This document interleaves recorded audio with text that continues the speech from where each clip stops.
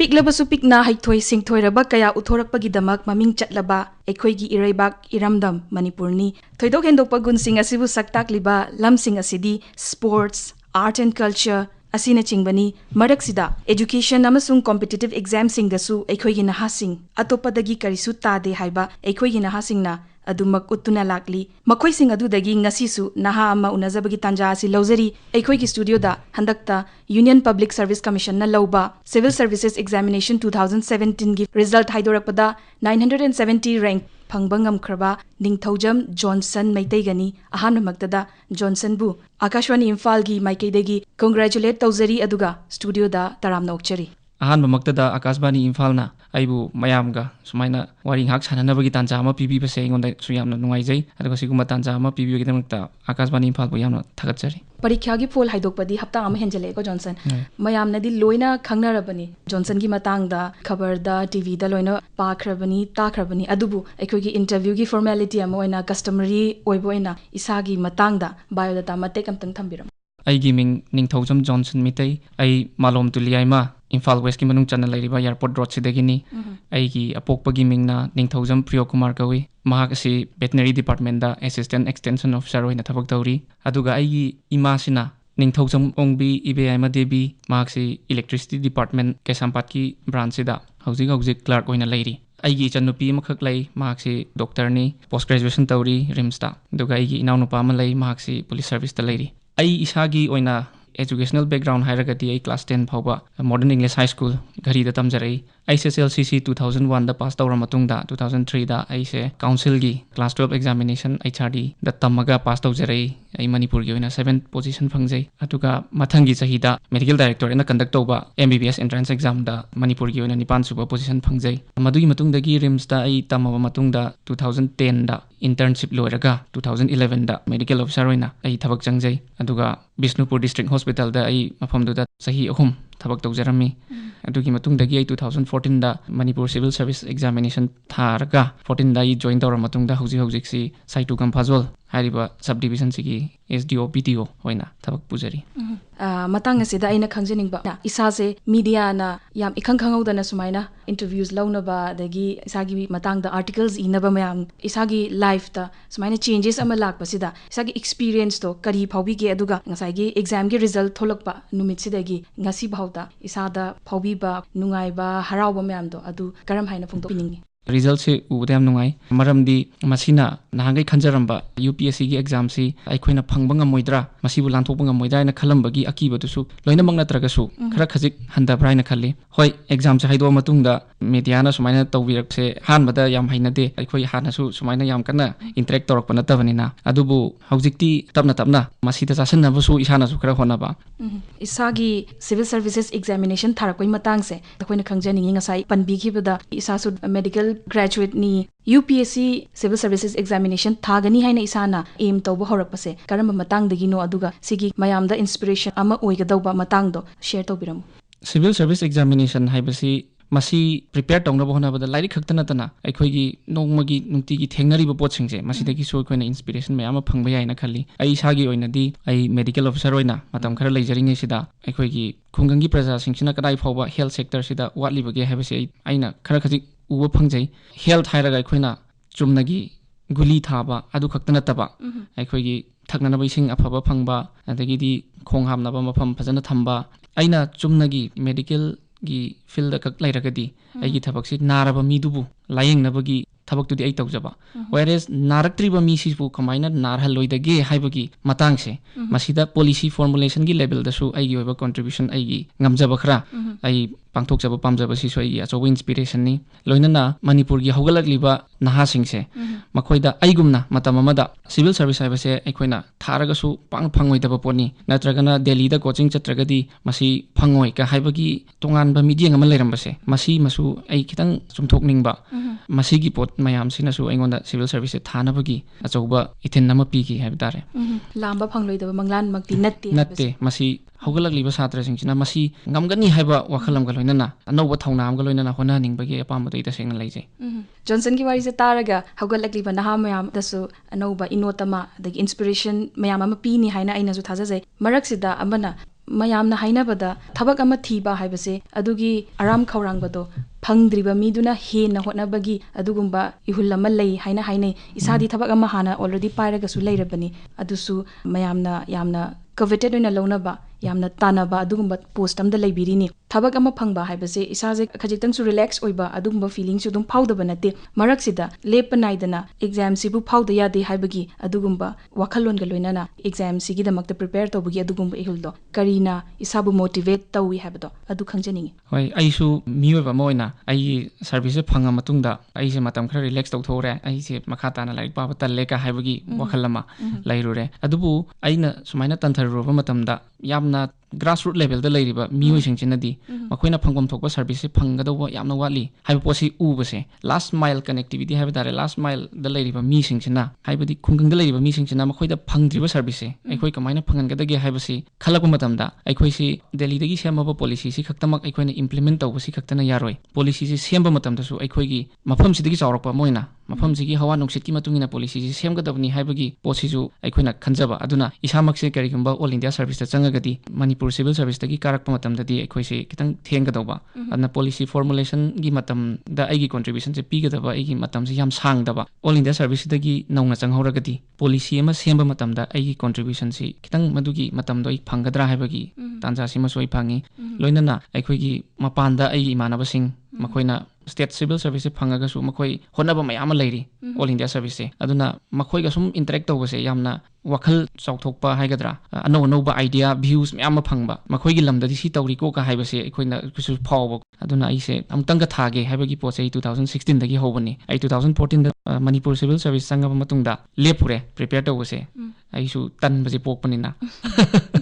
adubu objecti amuk prepare tawrage na khanbadagi mayamgi mateng na haigadra madudagi aise sumaina ngasi gi phimse parikha se tha giban hoi indirectly also policy makers marakta yauraga isagi change ama poraknaba da isagi contribution ama pibiningi haibagi wakhaloni ko phongdok pirise preparation gi matang da isana panbibada yam toina smart preparation haiba ma isana hek panbi hard work nataba smart haina hojiki matam siga yamna chanaba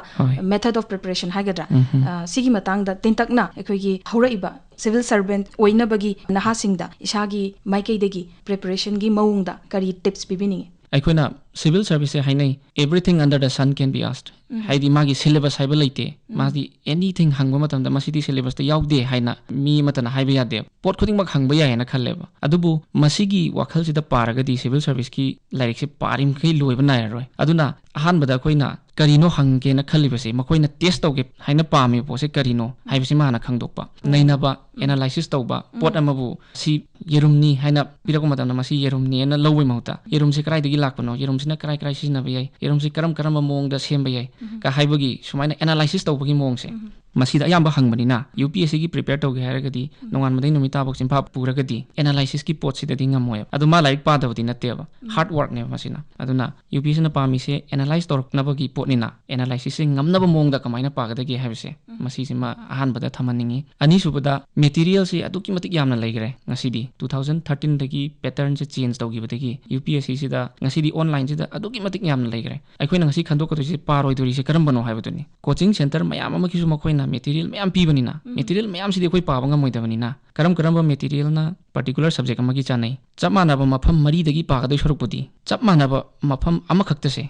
hairiba pot amakhakhtang se mari rak pabane na phayaba hayeng exam rak matamda ningjang bagi matam se leiteba aduna pairiba material khara se hanjin hanjin na mamutta na paba aikhoida retain tawbagi thabak se heleba hainaba lei khoi Lakshmikant polity se around 800 pages khaktani adu mase hanna pari matik ano no meaning se dum thoeba ahum subada discuss tawbase masi su yamna kanai khoi gi thai study group taga discuss tawbase aina smart reading haibadi phangiba matam khara sida piriba material khara se effectively utilize tawbudo isana isa se marak ta test tawjaba test series gumba yauraga ai gi ta asoi bane na khale ai se manipur da laibani na test series kya thabangam gite manipur da laibagi dinate aina tanbagi ni ado test series gi material di manipur da loin phangabani hujiksu online da aduna isana kari gumba discipline khara lairaba aduga pagada pose hana pattern jana khangdoba ꯃꯗꯨꯒꯤ ꯃꯇꯨꯡ ꯏꯟꯅ ꯃꯣꯏꯅ ꯄꯥꯝꯃꯤꯕꯁꯤ ꯀꯔꯤꯅꯣ ꯍꯥꯏꯕꯁꯤ ꯃꯥꯅ ꯈꯪꯉꯒ prepare ꯇꯧꯔꯒꯗꯤ UPSC ꯁꯦ ꯃꯅꯤꯄꯨꯔꯒꯤ ꯇꯦꯂꯦꯟꯠ ꯂꯩꯔꯕ ꯑꯅꯧꯕ ꯍꯧꯒꯠꯂꯛꯏꯕ ꯁꯥꯇ꯭ꯔꯁꯤꯡꯁꯤꯅ ꯁꯣꯏꯗꯅꯃꯛꯀꯤ ꯂꯥꯏꯅ ꯃꯥꯏ ꯄꯥꯛꯄ ꯉꯝꯒꯅꯤ ꯍꯥꯏꯕꯁꯤꯃꯗꯤ ꯑꯩ ꯇꯁꯦꯡꯅ ꯈꯟꯖꯩ ꯍꯥꯏꯕꯤꯔꯤꯕꯁꯦ ꯑꯩꯈꯣꯏꯒꯤ ꯑꯦꯐꯔꯠꯇꯣ ꯌꯥꯝꯅ ꯁꯤꯡꯅ ꯊꯥꯗꯕ ꯑꯗꯨ ꯑꯣꯏꯇꯥꯔꯗꯤ ꯃꯇꯝꯁꯨ ꯁꯦꯐ ꯇꯧꯅꯤ ꯍꯥꯏꯕꯤꯕꯅꯤꯀꯣ ꯏꯁꯥꯁꯦ ꯁꯥꯏꯟꯁ ꯕꯦꯛꯒ꯭ꯔꯥꯎꯟꯗꯒꯤ ꯂꯥꯛꯄꯅꯤ ꯑꯗꯨꯒ UPSC ꯍꯥꯏꯕꯁꯤꯗꯃꯛꯇꯕꯨ ꯄꯣꯜ ꯁꯥꯏꯟꯁ ꯑꯗꯒꯤ ꯖꯤꯑꯣꯒ꯭ꯔꯥꯐꯤ ꯍꯤꯁꯇ꯭री ꯃꯌꯥꯝ आर्ट्सकी सिगुम्बा सब्जेक्ट मैमसे ऑप्शनल की पेपर से इसाना करम हाइना चूज तौगी सिजी याम क्वाइदगी इंपोर्टेंट फेज नि हाइना आइनासु लौजै मैमनासु हाइ करी शेयर तौबिनिंग सिगी मतंगदा आई इसामक्सी कोचिंग याउजरक्तबनिना हानगी कोचिंग की मीसिंग असि लौसिना फै खोले हाबसे आई क्या खंगदे अदुना आइना मणिपुर सिविल सर्विस से थाबा मतमदा आइना ग्रेजुएशन दा दुम तौजरकपा मेडिकल साइंस सिदुम लवे अदा मेडिकल साइंस सिदी अदुकी मतिक चावे बास सिलेबस यामना चावे अदुगा अमना पब्लिक एडमिनिस्ट्रेशन लौरमे तौबदबु आइना मणिपुर सिविल सर्विस दा चंग्रब मतुंगददी आइगी मेडिकल ग्रेजुएशन की सब्जेक्ट सिगा आई टच ता लेरक्तबा आइना UPSC थारगे हाब मतम सिददी थादोबा कुइरबनिना आई मेडिकल सिदा कंटेक्ट से ngамद्रेबा अदुना आई से करी लौसिगे ना खलक मतमदा आइना सो हानागदगी यामना पामजरकपा आई मणिपुरी हेबा सब्जेक्ट से याम पामजे आई क्लास सुम पल्लबदा क्लास 10 दा सोई से लेटर मार्क चली मणिपुरी दा अदुगा क्लास 12 तसु आई लेटर मार्क फंगी अदुना मणिपुरी से आई अदुम ngамगद्रा हाइनदी इसादा फावबा मतमदा आई क्लास 10 की अमसुम क्लास 12 की मणिपुरी की ओजासिंगना आइंगोंदा ताकपीगिबा मणिपुरी से सुमाइना पागदौनी का हाइबगी लिटरेचर की पोचे मसी आइनासु दुम पामजबनिना आइसे वारी मचागुम पाबसु दुम पामजे अदुना आइना ऑप्शनल डिसाइड तौबसे नंबर 1 दा आइगी इंटरेस्ट अनि सुबदा साइगी मटेरियल पागदरिबा पोचे आइंगोंदा लेरबरा हाइबसिमा अदुगा अहुम सुबदा लास्ट सही अनि नत्रगा अहुम सिदा ऑप्शनल सब्जेक्ट्स ना करम्बा ट्रेन से मसी स्कोरिंग ओइरिबरा ओइदबरा हाइबसे आइदी यामना पामगदी मार्क दा फंगनी हाइब लैतेबा अदु नंबर 1 ख्वाइदगी फबसे आइना पामजबदी इंटरेस्ट लैबा ऑप्शनल दा लौबियो मदुना लाइरिक पाबसे नुंगाइबा म ओइरकनी अइखोइदा बर्डन ओइरोएब खंगनिंगबा पोकपा ऑप्शनल पेपर खनबगी मतांगदा इसाना यामना मरिक चुमना हाइबिख्रे मतांग असिदा आइना पुखचनिंगबा अमना सिविल सर्विसेज एग्जामिनेशन से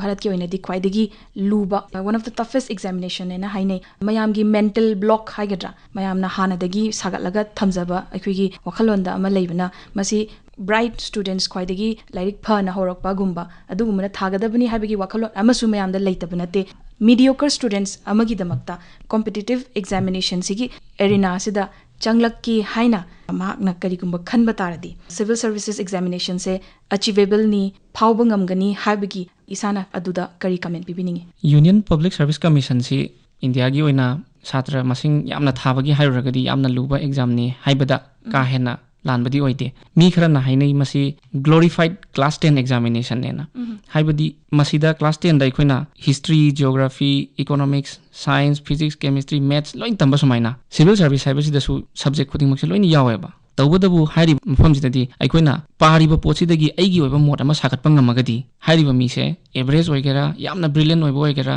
बिलो एवरेज ओइगेरा सोइदनमकी फंगनी तौबदबु मार्क मसासे मतम खरदी अइ डिजर्विंग ओइबा एफर्ट पीगनी अदुगा आई सेल्फ डिसिप्लिन खरदी लैबा तारे अदुगा मियोइबा मोइना अइखोइसे वखल हंदबा डिमोटिवेटेड ओइबा फेस याउदबा नते सिगुम्बा मतमजे लाकपा मतमदा इसाना इसाबु कंट्रोल तौरगा मतमदुदा नंग तोकपा याद्री मसी लंबी से टफ ओइरगसु मसी सोइदनमकी ओइगनी हाइबा पोसे इसादा थौनासे मसी तंग लैरगदी आइदी सोइदनमकी ngамगनी न खले आइबु हाइजो हाइरगदी मसीदगी हेन लुबा एग्जाम मयाम लैना खले Indian economic service medical line दसु को चार्टर्ड अकाउंटेंसी सु मयाम लैगरे अदु मसी मखोइसिदी योंग अमगा सामु अमगा उ काबदा कनाना ngамमे हेना तानहनबनेबा सामुगा योंगसे कनाना हेना हाइबे हेली हाबसे उ काबदा तानरदी सामु सिति मपुंसी सुपसे आइजे होपलेस ने हेना लैरनेबा तबो तानदोरिबो पोसे करिदनो हाबदो नुंग इनबदो ओरदी सामुना दम ngамताबनी मागी टैलेंट तो मफम चाना सिजिनरगनेबा अखोइना माइ पाको मी ओइ दुइसे अखोइना UPSC सि खक्तना लोइना फरे हाबा नतेबा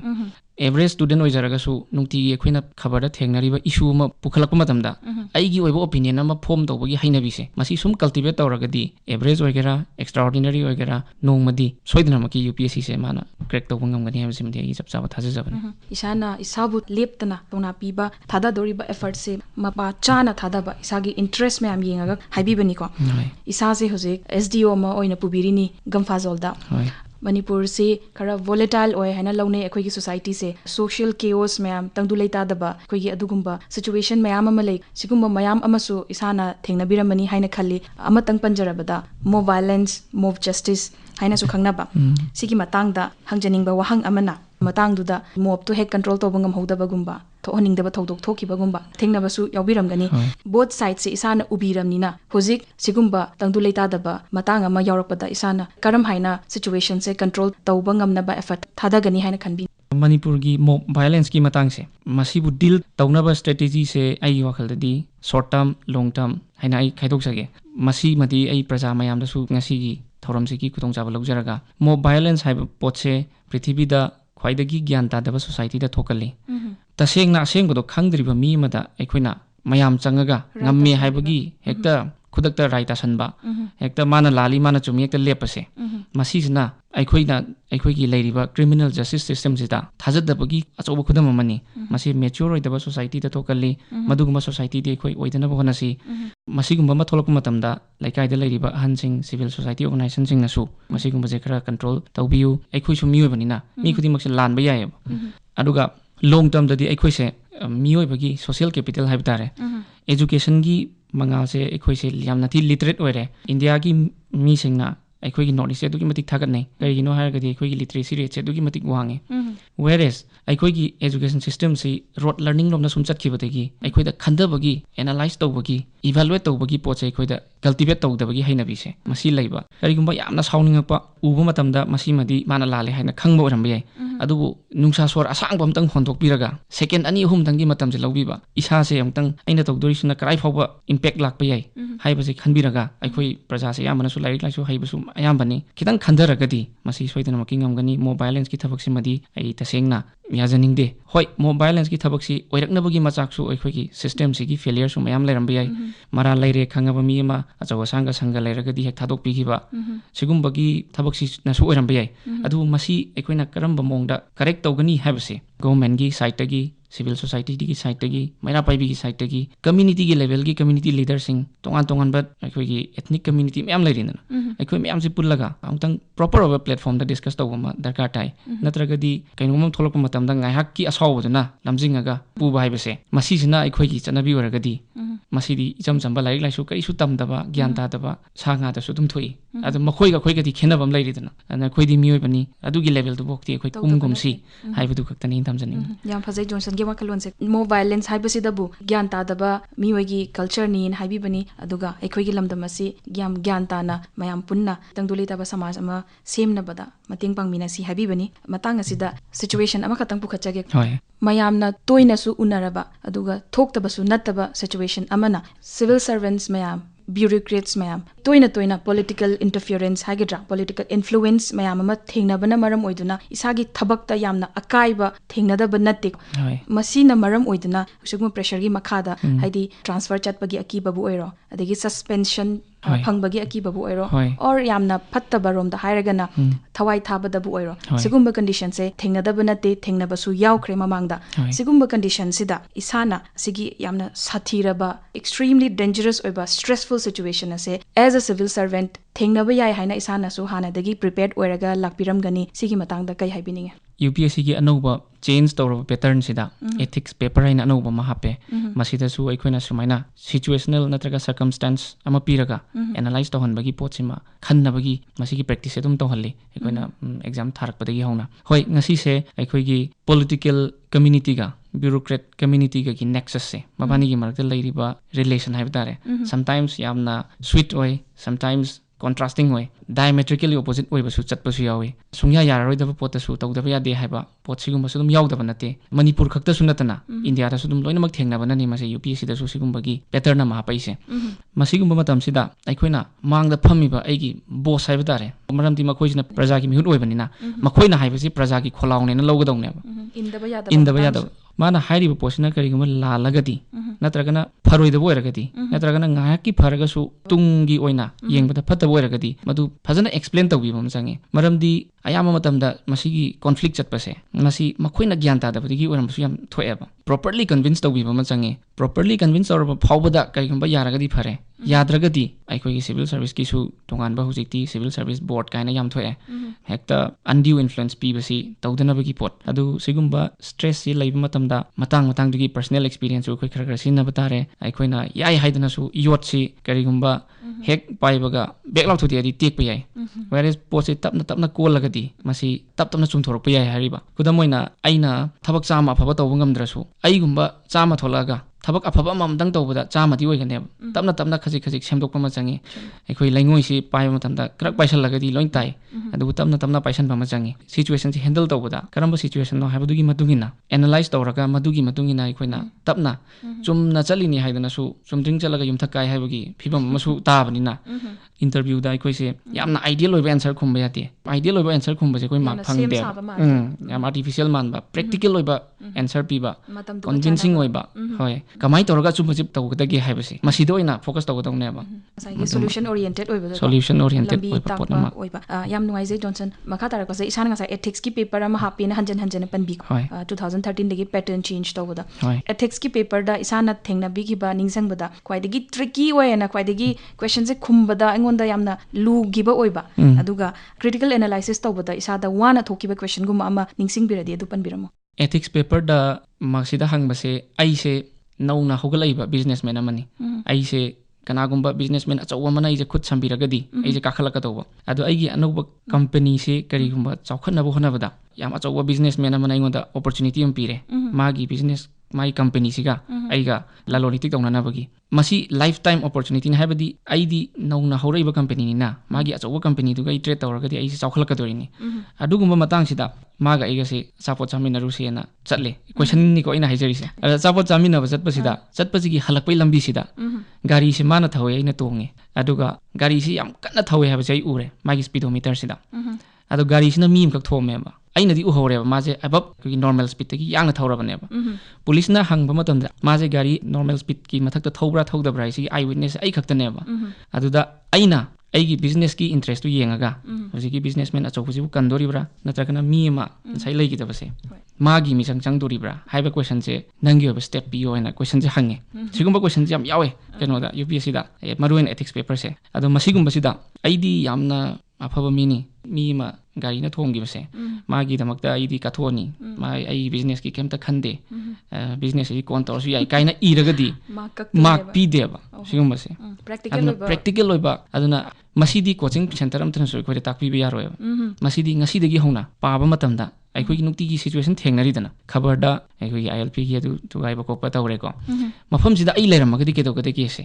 siju lai pa ba makhalam ne ba masine ba smart reading hai se khabar je pa matamda mafam du gi SP je ai no magadi kamai tawni ka hai bagi sigumba situation sida ai ora magadi ke to ke se khara khara panjal laga naina bi ba machangba ana sigumba circumstances sing se sum analyze to we habit thambiu hai ba mai thamjaninge larik pa ba khakta natna analysis tawra analyze to se interview gi round changba kanda critical oiba analytical oiba mahang mayam hangina panbi gi khangjaning ba mana mayam na su taningam gani haina khanje interview da Johnson na face tawpi ki ba wahang mayam adu khara thambiram han bada cham chamna song wari saram badagi makoina question ama hange ai service ta su leibani na moina service ki matang sida nangna nangi service tawu matamda khwaidagi frustrated oiba matam se karam kanda noina ada aigi experience laitaba haigadra aigi interview si Indian Foreign Service ta leiramba Sujata Mehta ina nupi ngak lei mana lawbani masigumba question je hangpa matamda su aina hauraiba civil service experiencing da haining base frustrated oiba se karam kanda oi haiba matamda aidi directly khum dokhreba sir ai se sigumba matamda frustrated oina to sigumba sida balance hana ba machange ba sir ai se normally yam line of frustrated oi gande haibadagi hana haugadong ba aidi direct haudokreba ai experience laitaba haigadra adagi di ani subada ekoi gi Manipur gi da huji thengnariba problem sing gi matang da kra hairo haiba ma hai adagi Manipur gi potential ahum hairo na haire adu aina han bada ekoi gi health sector si India da leriba doctor is to doctor population ratio si dagi di ekoi gi Manipur na wangba yam heli even though ekoi gi quality of service ti questionable wera su India da doctor 1700 mi leiba matam da doctor amam lei whereas in Manipur da every 1000 population khuding gi doctor amam lei ba haibadi ekoi se WHO gi recommended tagi di handarasu India gi national average tagi di ekoi pharine ba karigumba act is policies la agadi Manipur se medical tourism gi yamna choba hotspot oi bi ai Burma dagi Thailand dagi adagi di surrounding ekoi gi north dagi ekoi gi literacy rate se above national average ni lai la su hairaba ngak tani analytical oi gi thabak te kitang wat praina khali de hum subada ekoi gi gender parity se Manipur da lairiba ima kaithel se prithvi da ni su de nupi se ekoi gi samaj da Gujarat Rajasthan da lairiba ꯃꯑꯣꯡꯁꯤꯗꯒꯤꯗꯤ ꯃꯁꯤ ꯑꯩꯈꯣꯏ ꯃꯅꯤꯄꯨꯔꯗꯗꯤ ꯌꯥꯝꯅ ꯐꯩ ꯑꯩꯈꯣꯏ ꯃꯅꯤꯄꯨꯔꯗ ꯂꯩꯔꯤꯕ ꯅꯨꯄꯤꯁꯤꯡꯁꯦ ꯀꯔꯤꯒꯨꯝꯕ ꯃꯈꯣꯏꯗ ꯄ꯭ꯔꯣꯄꯔ ꯑꯣꯄꯣꯔꯆꯨꯅꯤꯇꯤ ꯃꯈꯣꯏꯒꯤ ꯇꯦꯂꯦꯟꯁꯦ ꯎꯠꯅꯕꯒꯤ ꯇꯥꯟꯖꯥ ꯑꯃ ꯄꯤꯔꯒꯗꯤ ꯃꯈꯣꯏꯁꯦ ꯑꯆꯧꯕ ꯄꯣꯇꯦꯟꯁꯤꯌꯦꯜꯅꯤ ꯍꯥꯏꯕꯗꯨꯃ ꯑꯩ ꯍꯥꯏꯔꯝꯃꯤ ꯑꯗꯨꯒ ꯑꯩꯈꯣꯏꯒꯤ ꯁ꯭ꯇ꯭ꯔꯦꯇꯦꯖꯤꯛ ꯂꯣꯀꯦꯁꯟ ꯍꯥꯏꯕ ꯇꯥꯔꯦ ꯁꯥꯎꯠ ꯏꯁ ꯑꯦꯁꯤꯌꯥꯁꯤꯗ ꯑꯩꯈꯣꯏꯁꯦ ꯀꯅꯦꯛꯇꯤꯡ ꯂꯤꯡꯛꯅꯤ ꯏꯟꯗꯤꯌꯥꯒ ꯑꯥꯔꯌꯟ ꯁꯤꯚꯤꯂꯥꯏꯖꯦꯁꯟꯒ ꯃꯪꯒꯣꯂꯤꯌꯟ ꯀꯥꯡꯕꯨꯁꯤꯒ ꯑꯗꯣ ꯃꯁꯤꯒꯤ ꯂꯤꯡꯛꯁꯦ ꯑꯩꯈꯣꯏꯅ ꯄꯣꯇꯦꯟꯁꯤꯌꯦꯜꯁꯦ ꯐꯖꯅ ꯌꯨꯇꯤꯂꯥꯏꯁ ꯇꯧꯗ꯭ꯔꯒꯗꯤ ꯑꯩꯈꯣꯏꯗ ꯍꯦꯟꯅ ꯑꯃꯥꯡꯕ ꯊꯣꯛꯀꯅꯤ ꯍꯥꯏꯔꯤꯕꯁꯤꯡꯁꯦ ꯑꯩꯈꯣꯏꯒꯤ ꯃꯅꯤꯄꯨꯔꯒꯤ ꯑꯣꯏꯕ ꯄꯣꯇꯦꯟꯁꯤꯌꯦꯜꯅꯤ ꯃꯁꯤ ꯁꯦꯝꯕꯤꯗ꯭ꯔꯒꯗꯤ ꯐꯒꯦ ꯇꯧꯔꯝꯕꯗꯒꯤ ꯄꯣꯛꯈꯥꯏꯔꯒ ꯇꯣꯛꯀꯗꯣꯏꯅꯤ ꯃꯁꯤ ꯄꯣꯇꯦꯟꯁꯤꯌꯦꯜ ꯑꯣꯏꯔꯝꯕꯗꯒꯤ ꯗꯤꯖꯥꯁꯇꯔꯔꯣꯝꯗ ꯆꯠꯈꯤꯅꯤ ꯏꯟꯇꯔꯚ꯭ꯌꯨꯁꯦ ꯌꯥꯝ ꯂꯤꯗꯤꯡ ꯑꯣꯏ ꯃꯣꯏꯅ ꯍꯪꯕ ꯀꯣꯏꯁꯟꯁꯦ ꯁꯨꯝ ꯑꯍꯥꯟꯕꯗ ꯏꯆꯝ ꯆꯝꯅ ꯋꯥꯔꯤ ꯁꯥꯔꯝꯃꯤ ꯑꯗꯒꯤꯗꯤ ꯐꯠ ꯂꯥꯎꯅ ꯁꯦꯟꯁꯤꯇꯤꯚ ꯑꯣꯏꯕ ꯏꯁꯨꯗ ꯆꯤꯡꯁꯤꯟꯕꯒꯨꯝꯕ ꯁꯤꯒꯨꯝꯕꯁꯦ ꯍꯦꯛ ꯇꯧꯋꯤ ꯑꯩꯈꯣꯏꯒꯤ ꯅꯨꯡꯇꯤꯒꯤ ꯗꯦ ꯇꯨ ꯗꯦ ꯂꯥꯏꯐ ꯊꯦꯡꯅꯔꯤꯕꯁꯤꯡꯁꯦ ꯃꯁꯤꯗꯒꯤꯁꯨ ꯑꯩꯈꯣꯏ ꯃꯌꯥꯝ ꯂꯔꯟ ꯇꯧꯕ ꯌꯥꯏ ꯍꯥꯏꯕꯁꯦ ꯑꯩ ꯊꯝꯖꯅꯤꯡꯉꯤ ꯑꯩꯈꯣꯏ ꯈꯨꯝꯕ ꯀꯥꯟꯗ ꯋꯥꯍꯩ ꯋꯥꯇꯥꯁꯦ ꯈꯔ ꯗꯦꯀꯣꯔꯦꯇꯤꯚ ꯑꯣꯏꯕ ꯈꯨꯝꯕꯗ ꯈꯔ ꯁꯤꯡꯅ ꯍꯣꯏ ꯗꯥꯏꯔꯦꯛ ꯍꯦꯛꯇ ꯀꯔꯤꯒꯨꯝꯕ ꯈꯨꯝꯗꯕ ꯃꯈꯣꯏꯅ ꯍꯥꯏꯔꯤꯕ ꯄꯣꯠꯁꯦ ꯑꯩ ꯌꯥꯅꯤꯡꯗ꯭ꯔꯒꯁꯨ ꯑꯥꯏ ꯗꯣꯟꯠ ꯑꯦꯒ꯭ꯔꯤ ꯀ ꯍꯥꯏꯕꯒꯤ ꯃꯍꯨꯠꯇ I beg to I differ. beg to differ ꯍꯥꯏꯒꯦꯔꯥ sir I would like to have a slightly different view opinion. ꯅꯠꯇ꯭ꯔꯒ ꯁꯨꯃꯥꯏꯅ ꯇꯧꯕ ꯌꯥꯒꯗ꯭ꯔꯥ ꯁꯥꯔꯒꯤ ꯄꯣꯠꯇꯨꯁꯨ ꯆꯨꯝꯃꯤ ꯑꯗꯨꯕꯨ ꯑꯩꯒꯤ ꯚ꯭ꯌꯨꯗꯗꯤ ꯁꯤ ꯂꯩ ꯍꯥꯏꯕ ꯄꯣꯠꯁꯦ ꯑꯗꯒꯤꯗꯤ ꯃꯈꯣꯏꯅ ꯀꯔꯤꯒꯨꯝꯕ ꯚ꯭ꯌꯨ ꯑꯃ ꯑꯣꯄꯤꯅꯤꯌꯟ ꯑꯃ ꯏꯝꯄꯣꯖ ꯇꯧꯁꯜꯂꯛꯄ ꯃꯇꯝꯗ ꯌꯥꯝꯅ ꯂꯥꯏꯅ ꯑꯦꯛꯁꯦꯞ ꯇꯧꯁꯟꯗꯕ ꯑꯩꯒꯤ ꯑꯣꯏꯕ ꯁ꯭ꯇꯦꯟ ꯑꯃ ꯂꯩꯒꯗꯧꯅꯤ ꯑꯩꯒꯤꯁꯨ ꯚ꯭ꯌꯨ ꯑꯃ ꯂꯩꯐꯝ ꯊꯣꯛꯏ ꯑꯩꯒꯤ ꯁ꯭ꯇꯦꯟꯁꯦ ꯂꯥꯜꯂꯝꯃꯒꯗꯤ ꯑꯩ ꯃꯗꯨ ꯑꯦꯛꯁꯦꯞ ꯇꯧꯕꯗ ꯏꯀꯥꯏꯔꯣꯏꯗꯕꯅꯤ ꯍꯥꯏꯕꯒꯤ ꯑꯦꯇꯤꯇ꯭ꯌꯨꯠꯁꯦ ꯃꯁꯤ ꯏꯟꯇꯔꯚ꯭ꯌꯨꯗ ꯏꯐ ꯎꯠꯄ ꯉꯝꯃꯒꯗꯤ ꯌꯥꯝꯅ स्कोरिंग पॉइंट ओइगनी अदुगा इंटरव्यू दा आइदी खांगाबनेना लोइनमक खुममबसे मसिजु मार्क याम फंगदेबा हाइबदी खुमिबो पोतुना मोइदा कन्विन्सिंग ओइद्रगदी यामना फजरबा वखलुन कया अमा थंबिरमे जॉनसन ना अरोइबदा सिविल सर्विसेस एग्जामिनेशन सुगुम्बा स्टेज अमा सु क्रॉस तौरगा लाकपिरबनिना मणिपुर गी ओइना सु इसाना कंट्रीब्यूट तौबिनिंगबा मयाम अमा लेरमगनी करी सेक्टर दा हेना वर्क तौरगा मणिपुर गी दमकता कानाबा अमा पुरकपा ngamgani इसागी माइकैदगी अदुगी मतंगदा करी हाइबिनिंग अना अहम फोकस तौजनिंगबसे हेल्थ सेक्टर से मणिपुर हेल्थ सेक्टर से याम फत्रे है नते तबदबु मिसट्रस्ट अमा लैयबा अखोइगी डॉक्टर कम्युनिटी का पब्लिक का अदो अनीसिगी अमना अमबु थाजनदबगी कॉन्फिडेंस लैनदबा मसिगी पोसे ना अनीमक्ता अमांगबो है अनीसुबदा अखोइगी हॉस्पिटल दगा लायंगिबा डॉक्टर सिंगसे आई सामक चाहिहुम थेंगरपनिना कराइदा होरिगे हबसे उजेयबा खुदमोइना ब्लड बैंक अमा हांगदोरे हादी हाना 24/7 पावर सप्लाई अमा लैबम चंगी पावर सप्लाई लेतना हेक्ता हाबजन बसिसु अइना हाइजबदो ए कालगा बी चटपगुमबनी मसिगुमबसे अइना हेल्थ सेक्टर ला मतुंगदा कितंग मसि चुमथोकपा यागदरा हाइबसे अइ ngami मखै होना जगे हाबमा अइ खले अनीसुबदा एजुकेशन सेक्टर से मियोय भाइबसे ngasi ओवरब्रिज साबा नत्रगना थोंग अचौबा साबा बिल्डिंग अचौबा साबसिदगिदी मी अफबमा सेमगतपसिना हेना सोशल कैपिटल आइना कवै मखोइसे ह्यूमन कैपिटल हाइगदरा मखोइसिना हायेंग तुंगी अफबा मी मोइरगदी समाजे ओवरब्रिज ने नोंगमदि दुम सादौ लेरे हाइबदिना एजुकेशन से मसिदसु फोकस तौजनिंगी अदुगा अखोइजे लिटरेट ओइरिसे कराइदा ओइरिनो हाइबगी पोटमा लाएबा अखोइगी इमानबा लै गुजरात की मखोइना का अखोइसे याम थागले नोइ नॉर्थ ईस्ट लिटरेसी रेट याम वांगेना वेरेज अइनदी इसाइ थन इकाइजेबा असुक यामना लिटरेट ओइरबा मीसिंगसिना ममुत ताना खंगबा मी ओइरगदी करियोबगी खोइ मोबाइलेंस लैतोइनो हाइबा पोटसे अदुना मसि खोइ खंथबा मत मोइरे अरोइबोइना नुपीगे नुपागी थोंग मानहनबगी थबकसे मसि सोइ कितंग पामजै मरमदि आइसे मेडिकल द लैगिदा खोइगी अंगांगुम्बा डिलीवरी तौबसे के हाइतारे नुपीनी का हायरदि लौगा यादबगा तौबगसु याम थेंगनाग्रे अदो कराइदा लिटरेट ओइरिनो खोइसे ज्ञान तादबमा यावरकपा यावेबा नुपी नुपागी खेनबसे सिदे हौना दुम हौबसे सिगुम्बसिसु दुम उरे अदगी अहन ओइरबा नुपीगसे कनामतना लायंग बिदबा अखोइनदि इम्फाल स्वाइसिदि दुम लोइनमक एवरीथिंग लुक्स ग्रीन को लोइनमक फरिबोइनिंगबा अदु कितंग पेरिफेरीदा चलगदी असोइबे मयाम लैरियबा मसिदाई अंगंबा एफर्ट पिसनिंगेन जॉनसन हौजिक पनबिखिबदा अखोइगी डिलीवरी तौबदा अंगांग नुपी ओरम तारदि लौसेलु यादबा अदुगुम केस अमा थेंगनग्रे हाइबदुदा अखोइ नोक्ति नोखरे but it is a very serious case heavy serious issue ने मसि यामना नुंगनांगनिंगाय ओइबा सिचुएशन अमनी जॉनसन हंजिन हंजिन मेडिकल प्रोफेशन से यामना पनबी यामना मिस तौबसु माले इसासे करिगुमदासु मिस तौबा अदुगुम सिचुएशन पावर अमगनी हाइना खंजे अदुबु ngasi इसासे सिविल सर्विसेस एग्जामिनेशन क्रैक तौबा ngamduna wari watai khara sananaba matam khara pibiba studio da lakpiduna hauraiba young civil services experience mayam sida kanaraba wahai mayam ama phongdok pirambagi damakta motivating oiba wakhalon kayama pibirambagi damakta aikhoigi maikaidagi amuk hanna thagachari Akashvani Imphal बुसु आइगी माइकेदी ngam khai leitana thagat ba phongdok jari